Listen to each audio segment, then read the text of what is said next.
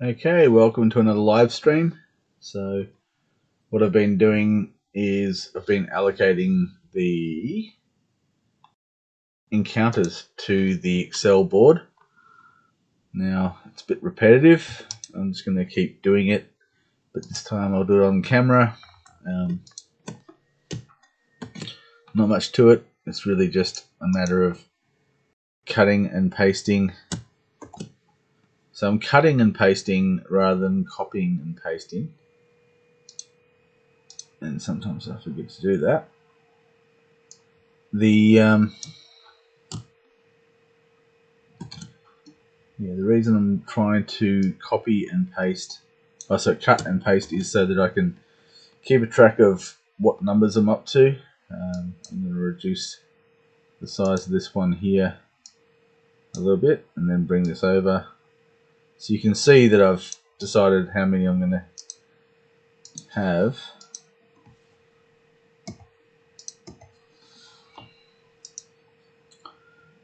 And so there's going to be 8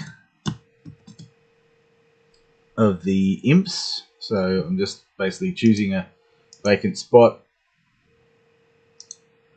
and then pasting and then moving on.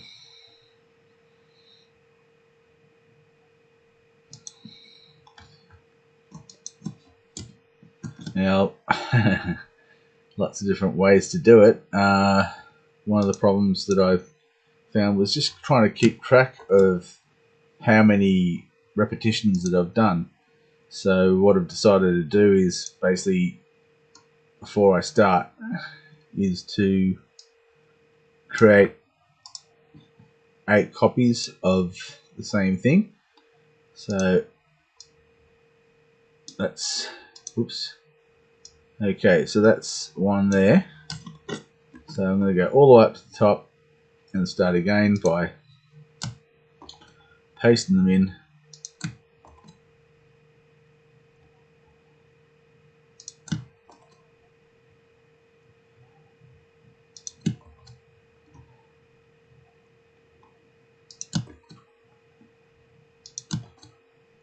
And that's the 8 of them. Now you might find that the difficulty rating is the same on all of them because I've copied them and pasted them. So I'll F9, but if you look carefully on the left hand side on the other one, on this sheet here, so I'm copying from one sheet into this Wilderness Encounters sheet. So I'm cutting them out of this one and putting them in there. And so when you F9 the entire document. So I found that it's not necessary to F9 after I've copied and pasted them in here prior to putting them in there. The other thing you can see is that the variations in the difficulty. So some of them are walk in the park, some of them it's going to be a little bit of a struggle to overcome them. So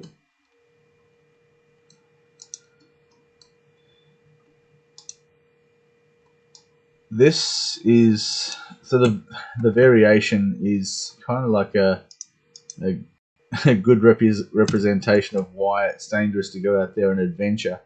So these same encounters can be used for live games.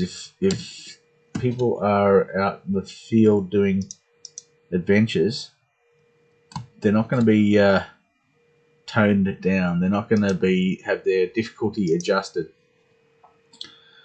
So it's going to require people to be a little bit switched on because there is no safety net.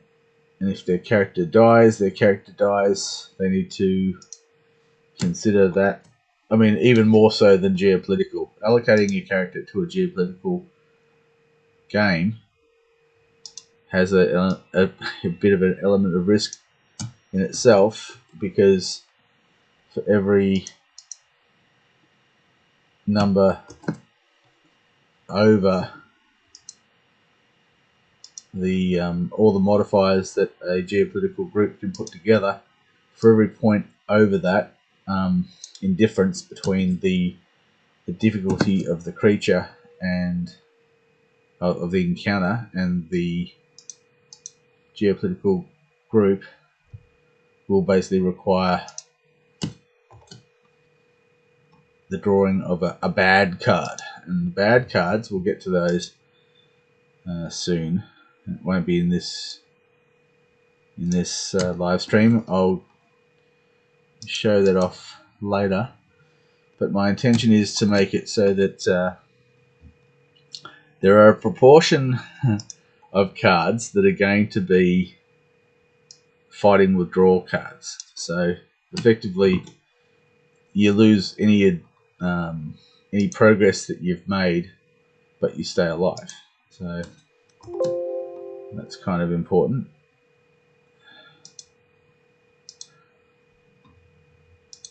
Now, you might have noticed just then it made a noise, which indicates that I've tried to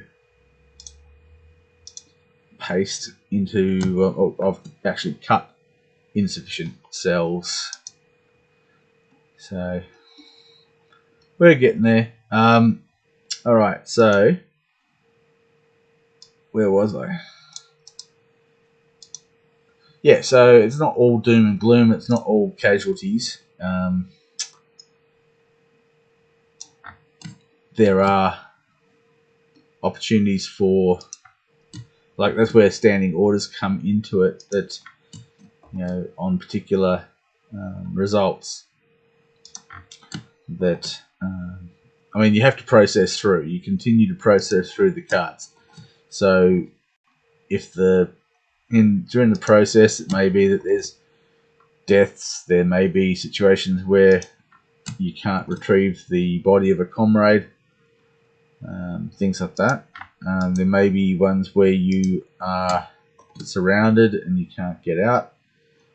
So there may be opportunities for calling for reinforcements. It may be that it's quite lucrative to just be on call, ready to rock and roll. That you know, certain geopolitical groups may be willing to come to your aid, but they might want to really stitch you up on the price. So still, yes, if it means that your characters survive, then it's kind of worth it. And you pay whatever you have to pay in order to remain in the game with the character that you started with. And I just think I copied that one rather than pasted it.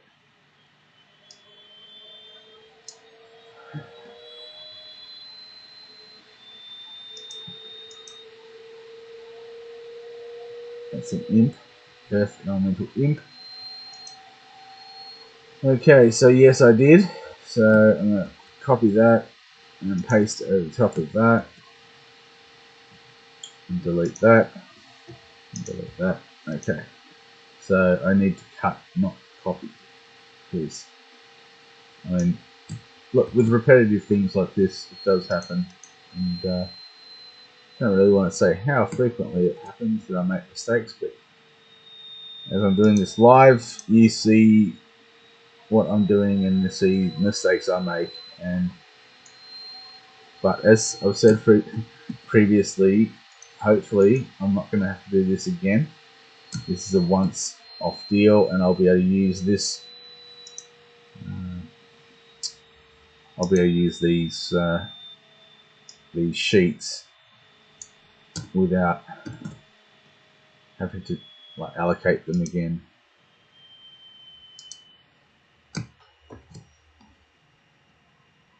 Another thing is that it's possible for me to zoom, to rotate. So it is possible for me to rotate the allocations so that will. I'm doing a random mix right now, and really the only reason The reason I'm doing the random mix is so that nobody can give me a hard time about favoritism and such. Maybe I'm concerned too much about perceptions, how people, might feel about what I'm doing, the way that I adjudicate or give judgments and things like this, referee. So the only way I can see to do something about it is to make it so it's random.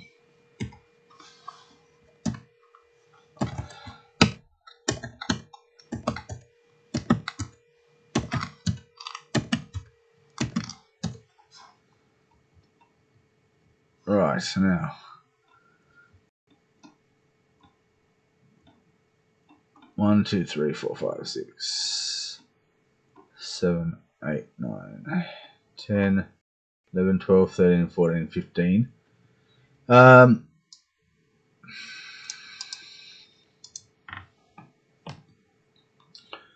So yeah, a fair bit of repetition. Nothing to be done about preventing and avoiding. It's just work that has to be done.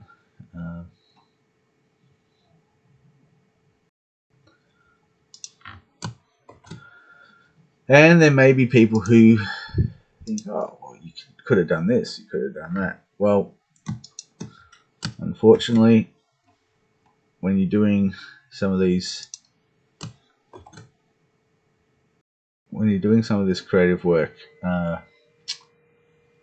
trying to get people enthusiastic and believing in what you're doing, unfortunately, there's been too many people who have been burnt out, that basically have got very enthusiastic about particular game systems, and it's all kind of gone to nothing.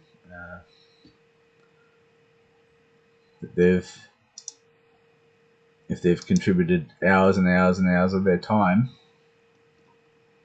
they've seen nothing come of it. The only thing I can say to people when it comes to what I'm creating is I've created it so that it will function with or without people being involved. I'm trying to create a solid game world.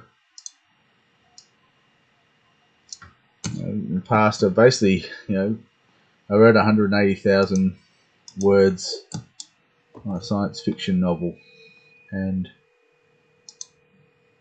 I wrote it for myself. It's very therapeutic to write it,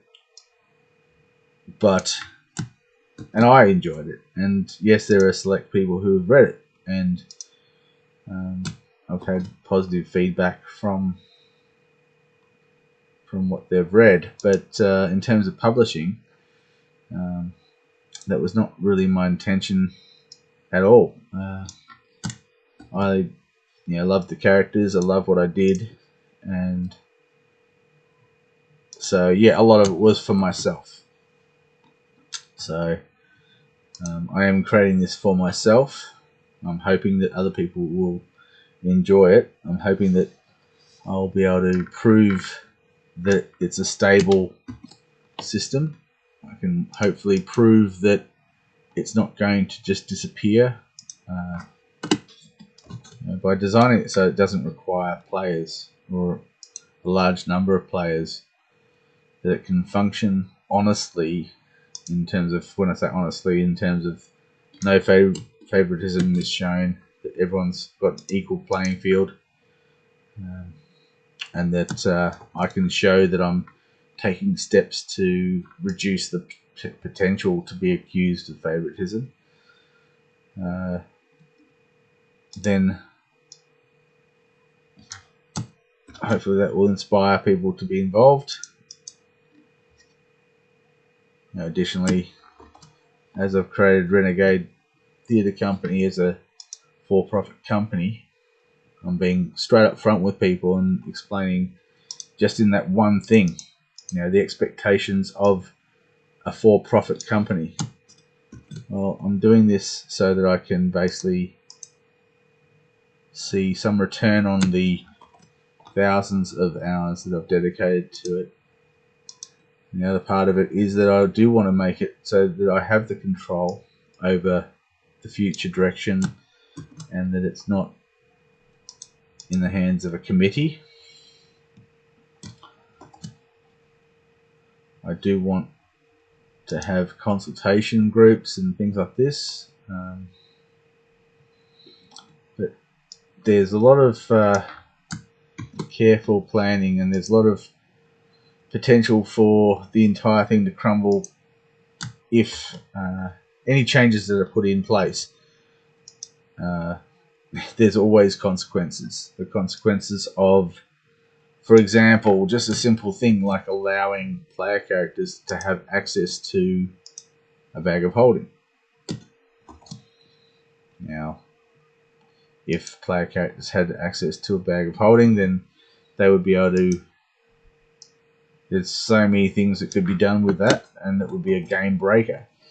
I'm introducing all these magical items and things like this into the game, but none of them can, threaten the game just like as much as something like a simple bag of holding. That's the other reason. Well, that's one of the primary reasons why nobody can actually play a priest of trade as a player character. It's just too dangerous, too powerful. I'm not going to dilute the power of priests of Hethnor just so that people can play them as a player character. I think that it's pretty obvious, it should be pretty obvious, that they are one of the most corrupt concepts for a priesthood that I've heard of in a fantasy world. I'm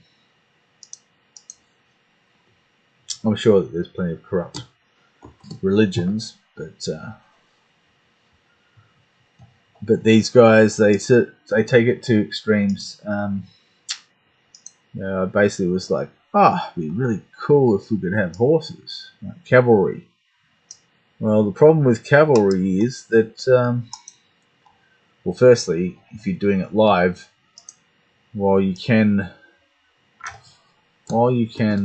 train horses to do some incredible things, the problem is the payoff is just not there. It could be that there's a separate campaign. So anyway, so what I was considering was, why are there no horses? Well, one of the reasons I was thinking is the same reason why there are no beasts of burden. So by making it so that there are no beasts of burden, and there are no, that's either hand carts. There's nothing wrong with hand carts. You can't stop people from using hand carts, wheelbarrows and things like this. But my idea was that the idea I had was that the priests of trade. So anyway, so what I had in mind was that before the War of the Gods, there were horses and there were beasts of burden and such. Now, I don't have a timeline for when this all happened, and I just pasted rather than cut. So I'm going to do that again.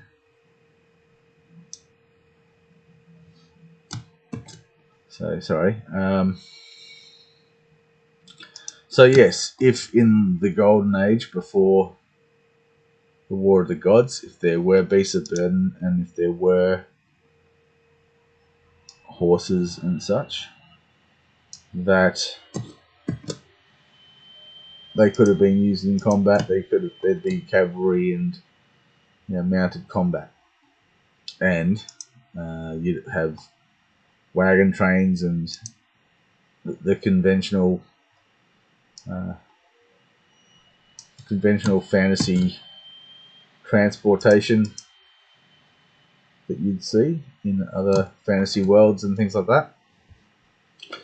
So if, for example, after the War of the Gods, that the priests of trade, at some point, they decided that they didn't like the competition, so they killed them all. So throughout the world, they could embargo. Just could have been over generations. So I'm not sure about timeline and how quickly it happened, but if your priests of trade are denying service to nations and empires that continue to have horses, that and they start supplying, if they deny weapons to one group because they refuse to cease the use of cavalry. The whole point is to create a monopoly, so that the priests of trade have a monopoly on trade by using the bags of holding to move product around. May have been that they actually funded brigands to go and waylay caravans and wagon trains, just to push the point home to anyone who was like unsure and indecisive about the whole thing. But when the priest of trade comes along and picks up your goods from your home, and you get paid immediately, compared to the risk of taking your goods and putting them into a caravan, which then gets waylaid by brigands and you don't get paid. So it may be that that's how it happened. As for the cavalry, well, it may be that the cavalry died out, as I said, because of embargoes. So it may be that they initially infiltrated this idea, this concept of the priests of trade collecting goods from your farmers, and then the priests of trade might have doubled down on that and said, all right, well, we're going to do the same thing and basically not provide you with weapons and equipment if you don't cease the use of cavalry.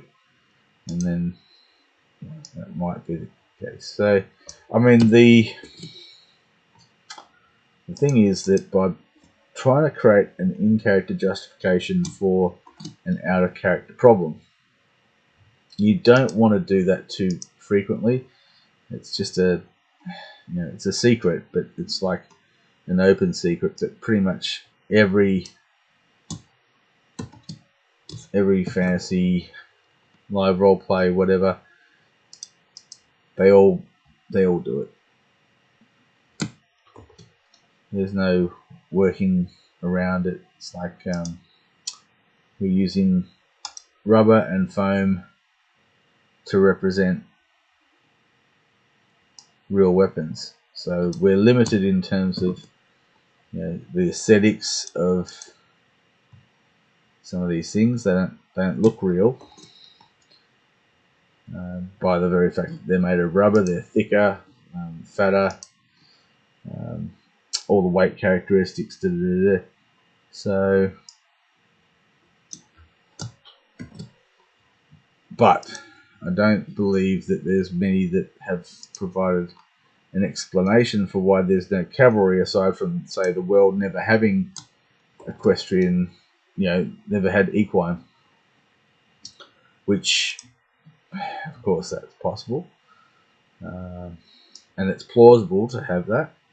But then, the actual progress, the forming of empires and things like this, if you never have things like cavalry and stuff like that, then how can you have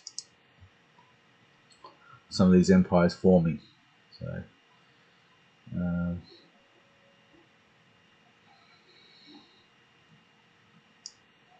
So yeah, I'm putting in. I think that's a reasonable way of dealing with the subject by simply having the entirety of that creature killed off. So no bullocks, no horses. Anyway, so we're getting there. So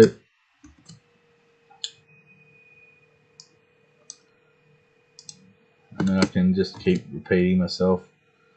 I can just say, look, I'm just typing away. I can just talk crap, say a lot.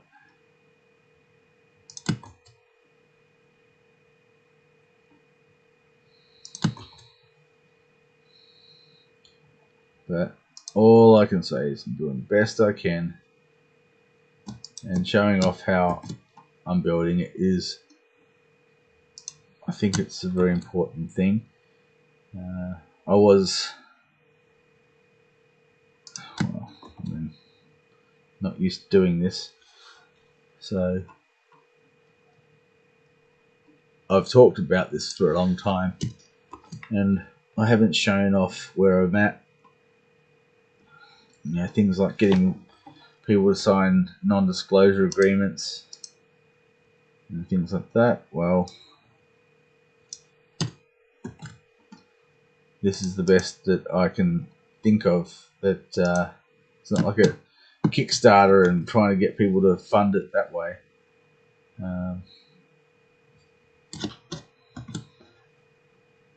It's really about wanting people to be inspired and have some faith in what I'm doing through demonstration. So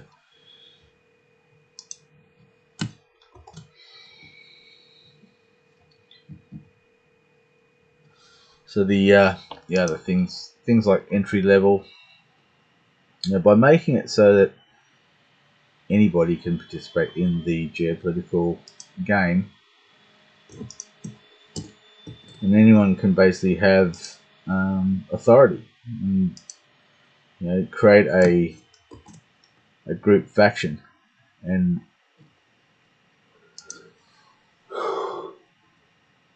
excuse me. So yeah, I mean, like, really, it's not about you know, if somebody wants to choose okay, I don't really care what people do in terms of the way that they set up a group faction. You know, when I say that, it's really a matter of you know, if they want to be a committee, well, they can be a committee. However, the license will be to one individual. That individual, as long as they want to remain the licensee of that group faction, they retain that indefinitely. So as long as they continue to pay the licensing fee, and as long as they obey the rules and don't do anything stupid, then they can renew the license every year. So that also makes it impossible, absolutely impossible, for anyone to come along and hijack their game. They can't have their group faction stolen away from them. So if people want to do that, if people want to take over, then make them an offer. So it'll be a license transfer from the person who is the current licensee to a totally new person who wants to take it over. Then they make an offer, and then if it's acceptable to the original individual, then that can take place. But if the original creator of the, and when I say the original creator, so first things first, every single thing that's developed, including the group factions, will belong to Renegade Theatre Company. And then if people want to continue and want to use that content, they have to license it. Now,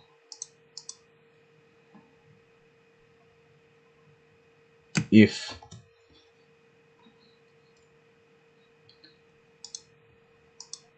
that same thing goes with things like mashes and look, every single element of the game where there's like try to break it up into smaller components so that everyone understands their duties, responsibilities, and I think I've done a decent job of it. It's not perfect, but again, it's doable in its current form. So the main thing is that if somebody creates the content, even if they don't own it, they're still the author of it, and they can guide and develop it further.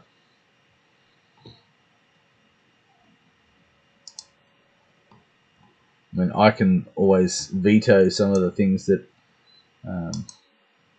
the licensee wants to do. If it's completely out of character, if it seems like it could be some kind of out of character motivation, if somebody wants to try and pay someone off, like give them $100 to do something with that faction that goes against the principles with which that faction was created, then there's gonna be some problems that I might say no and veto that decision or that storyline or whatever. If anyone wants to appeal, maybe then I'm going to create an appeals process.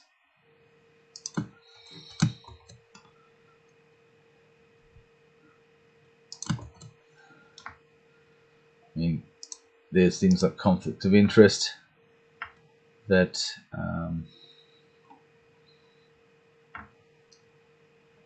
what is going on here?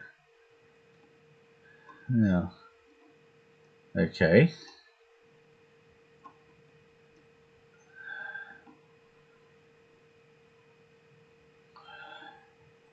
So there's two 12s.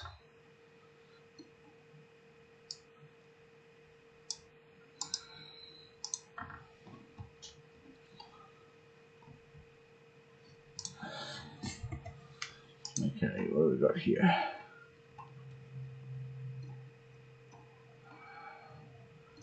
That was supposed to be a 13.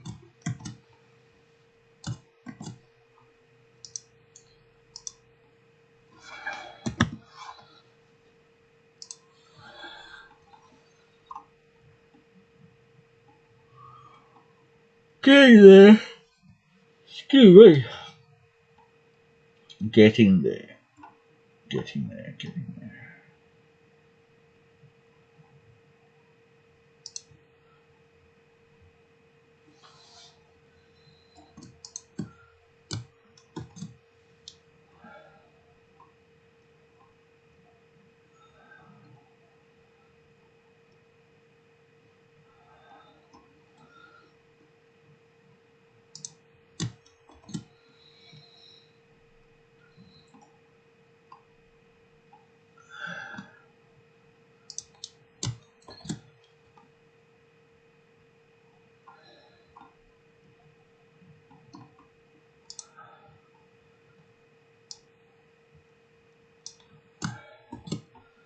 anyways, I might be boring people to tears.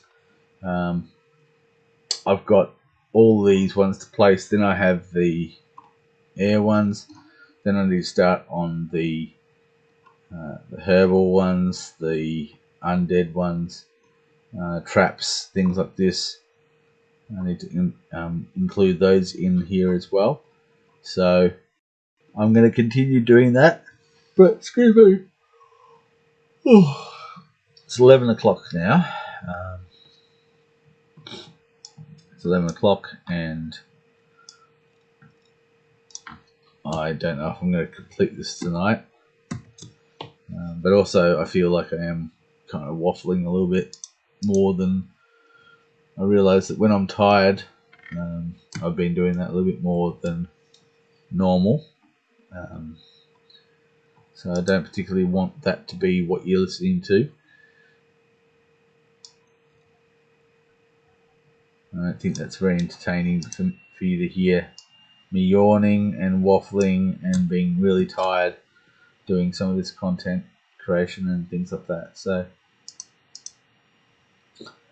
it might be that we end it somewhere around here. Anyway, look, I'll think about whether I'm going to continue doing this. It needs to be done. It's got to be done. If I don't do it, then how can we playtest? So that's the objective. That's why I'm pushing on and doing it. I can listen to audiobooks. I can listen to music in the background. As long as it's something that I don't want to get too enthusiastic. Too enthusiastic. If I get too enthusiastic, then I basically might start copying and pasting in time with the music, and it may be that I make mistakes. So I'm just going to keep myself just going along, plugging along, and anyway. So I think that I talked about this previously. Just finally, that once I've allocated these encounters to this grid, then there'll be a black, when it goes into paint.net, there will be an entire black layer over the top of it, so that when there's an encounter, I will reveal what's underneath, and then it will be processed through. And then once it's been processed through, it may be that it gets concealed again if there's multiple occurrences of that creature. If there's only one occurrence of the creature and the creature's defeated, then that result may be that there's a loot that is generated from that.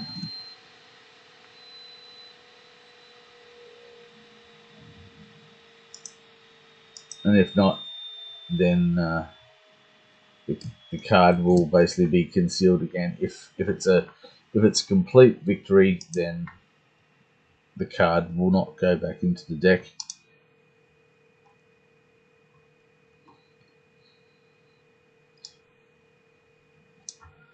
Anyway, we're getting there.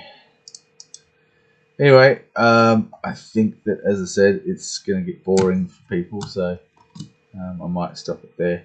But anyway, if anyone's got any questions, they can certainly send me a message, an email. They can get in touch with me, and then I can address those questions during a live stream. Quite happy to do that if people want to.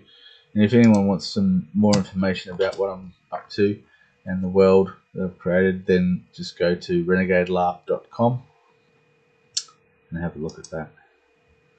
Anyway, I'll just keep plugging along for a little while longer. So thanks for joining, and I'll